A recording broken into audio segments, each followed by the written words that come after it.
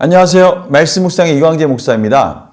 하나님께서 오늘 이스라엘 백성들을 다시 회복시키시겠다고 말씀하십니다. 하나님의 백성 가운데 계신 하나님의 뜻을 선지자를 통해서 말씀하시고요. 또 그의 백성들은 하나님의 뜻을 여러 가지 방법을 통해서 깨닫게 되는 그러한 과정들을 겪게 됩니다. 그러나 반면에 이방인들은요, 그러한 뜻과는 상관없이 하나님의 역사적인 주관과 그 역사적인 섭리와는 상관없이 그들 스스로 그들이 처해 있는 환경을 이해하지 못하고 자기들의 교만과 자기들이 마치 역사의 주인인 것처럼 행세하지만 결국 하나님 가운데 심판받는다라고 말씀하시는 것이죠. 이 은혜가 얼마나 큰지 모르겠어요. 하나님께서 그의 백성들을 하나님의 나라, 하나님의 역사, 하나님의 섭리 가운데 인도하시고 또 그의 백성들은 하나님의 그러한 섭리 가운데 그것을 이해하고 시대를 해석하고 그 처해진 환경들을 말씀으로 해석할 수 있는 능력을 하나님께로부터 받는 것이죠. 이것이 하나님의 백성들이 갖는 큰 은혜인 것입니다. 반면에 이방인들은요, 전혀 그들이 어떤 상황에 처해 있고 그들이 왜 힘들고 어려운지에 대해서 이해하지 못하기 때문에 때로는 낙심하고 절망하게 되는 것입니다. 오늘 하나님께서 그의 백성들이 주신 이 놀라운 은혜, 그것이 무엇인지를 오늘 말씀 속에서 구체적으로 말씀하고 계시는 것이죠. 제가 기도하고 시작하도록 하겠습니다. 하나님 아버지, 오늘도 하나님께서 저희들에게 이 어려운 시기에 꼭 맞는 하나님의 말씀을 주신 줄 믿습니다. 성령님께서 조명하여 주셔서 말씀을 밝히 잘 이해할 수 있도록 인도하여 주시옵소서. 감사드리며 예수님의 이름으로 기도드립니다. 아멘. 제가 미가서 4장 6절에서 5장 1절 말씀을 봉독해 드리도록 하겠습니다. 여호와께서 말씀하시되 그날에는 내가 저는 자를 모으며 쫓겨난 자와 내가 환난 받게 한 자를 모아 발을 저는 자는 남은 백성이 되게 하며 멀리 쫓겨났던 자들이 강한 나라가 되게 하고 나 여호와가 시온산에서 이제부터 영원까지 그들을 다스리라 하셨나니 너 양떼의 망대요 딸 시온의 산이요 이전 권능 곧 딸 예루살렘의 나라가 내게로 돌아오리라. 이제 내가 어찌하여 부르짖느냐 너희 중에 왕이 없어졌고 내 모사가 죽었으므로 내가 해산하는 여인처럼 고통함이냐. 딸 시온이여 해산하는 여인처럼 힘들여 나을지어다. 이제 내가 성읍에서 나가서 들에 거주하며 또 바벨론까지 이르러 거기서 구원을 얻으리니 여호와께서 거기서 너를 내 원수들의 손에서 속량하여 내시리라. 이제 많은 이방 사람들이 모여서 너를 치며 이르기를 시온이 더럽게 되며 그것을 우리 눈으로 바라보기를 원하노라 하거니와 그들이 여호와의 뜻을 알지 못하며 그의 계획을 깨닫지 못한 것이라. 여호와께서 곡식단을 타작마당에 모음같이 그들을 모으셨나니 딸 시온이여 일어나서 칠지어다. 내가 내 뿔을 무쇠 같게 하며 내 굽을 녹 같게 하리니 내가 여러 백성을 쳐서 깨뜨릴 것이라. 내가 그들의 탈취물을 구별하여 여호와께 드리며 그들의 재물을 온 땅에 주께 돌리리라. 딸 군대여 너는 때를 모을저다. 그들이 우리를 애워쌌으니 막대기로 이스라엘 재판자의 뺨을 치리로다. 아멘. 하나님께서 오늘 그의 백성들을 다시 모으시겠다. 그의 백성들을 회복시키시겠다라고 말씀하시는데요. 오늘 보니까요. 저는 자, 쫓겨난 자, 환난 받게 한 자. 발을 저는 자는 남은 백성이 되게 하고 멀리 쫓겨났던 자들이 강한 나라가 되게 한다. 이 말씀 속에서는 도저히 회복할 수 없는, 회복할 능력이 없는 그들을 하나님께서, 여호와께서 그 언약 가운데 다시 회복시키시겠다라고 그 환경 속에서 처한 여러 가지 여건 속에서 도저히 불가능한 상황 속에서 하나님의 구원을 선포하고 계십니다. 그러시면서 다시 양떼의 망대요 딸 시온의 산이요 이전 권능 곧 예루살렘의 나라가 내게로 돌아오리라. 다시 하나님의 예전에 그런 통치했던 다윗과 솔로몬 때 그 풍성했던 부귀영화와 그 풍성했던 하나님의 통치의 나라가 다시 이루어질 것이다 라고 말씀하시는 것이죠.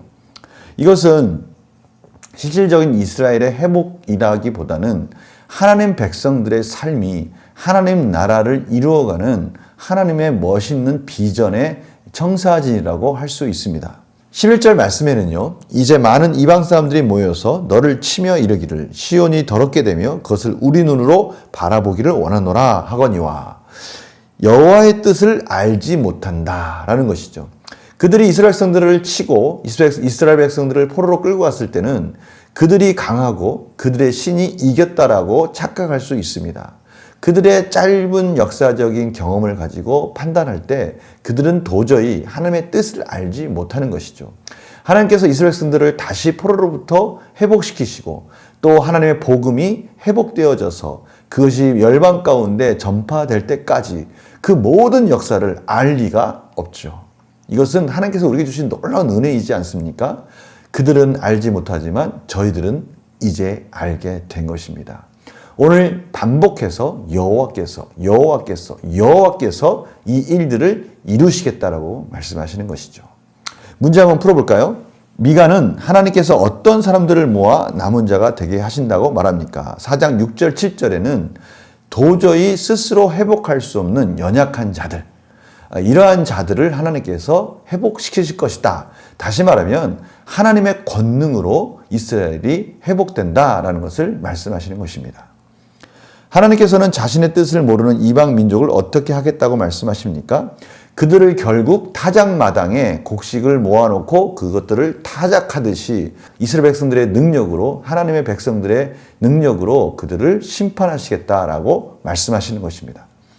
하나님께서는 왜 곡식단을 타작마당에 모음같이 이방 민족을 모으셨다고 하십니까?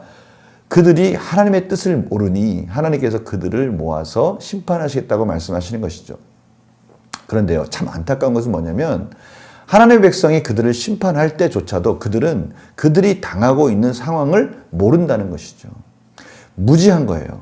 하나님이 그들을, 이방인들을 심판할 때 하나님의 역사, 하나님의 통치가 어떻게 이루어지고 말세에 어떻게 하나님 나라가 세워지는지를 모른다는 겁니다. 오직 하나님의 백성만이 알고 있습니다. 이것이 놀라운 하나님 백성들의 또 다른 특권인 것이죠.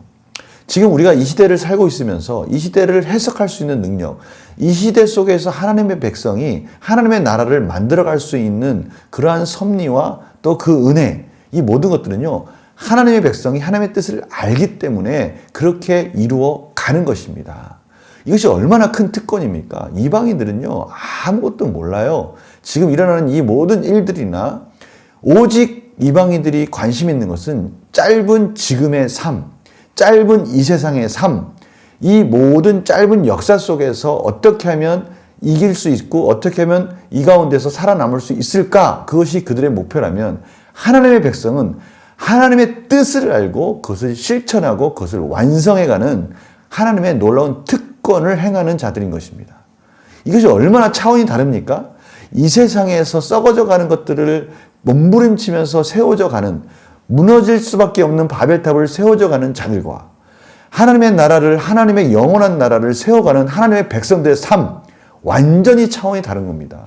우리가 이것을 반드시 깨달아야 되는 것이죠. 느낀 점 볼까요? 여호와의 뜻을 알지 못하는 자들을 심판하시는 하나님을 보면 무엇을 느낍니까? 하나님이 여호와의 뜻을 알지 못하는 자는 반드시 심판하시겠다고 말씀하시는 거예요. 그들을 부러워할 필요가 없다라는 것입니다. 그들이 이 세상에서 그들의 바벨탑을 쌓아가는 것을 보면서 부러워할 필요 없어요. 언젠가는 그 바벨탑은 무너집니다.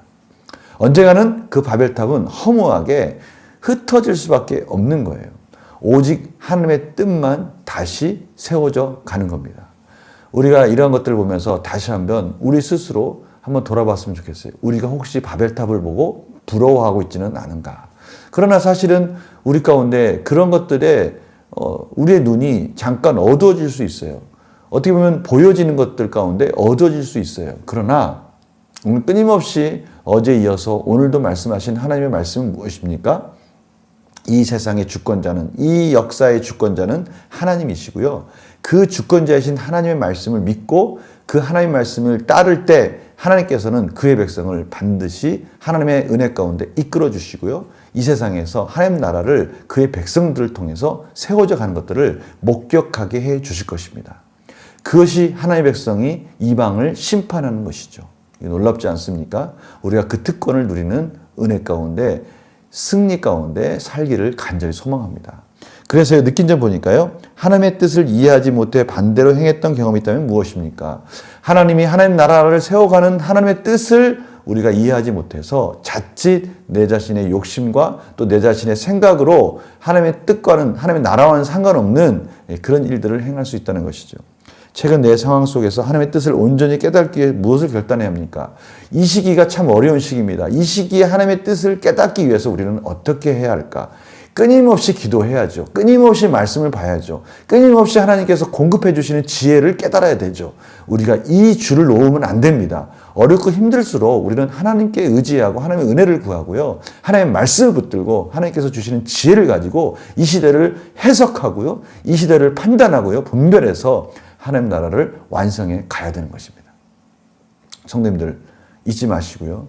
우리가 이 시대 속에서 반드시 하나님의 뜻이 있습니다. 그 뜻을 알아가면서 어떤 어려움 속에서도 승리하시고 하나님의 은혜 가운데 풍성한 능력 있는 삶을 살기를 간절히 소망합니다. 결단하시고요. 승리하시기 바랍니다. 제가 광고 말씀 하나 더 드리겠습니다. 우리 24일 날 성탄 축하 예배가 있습니다.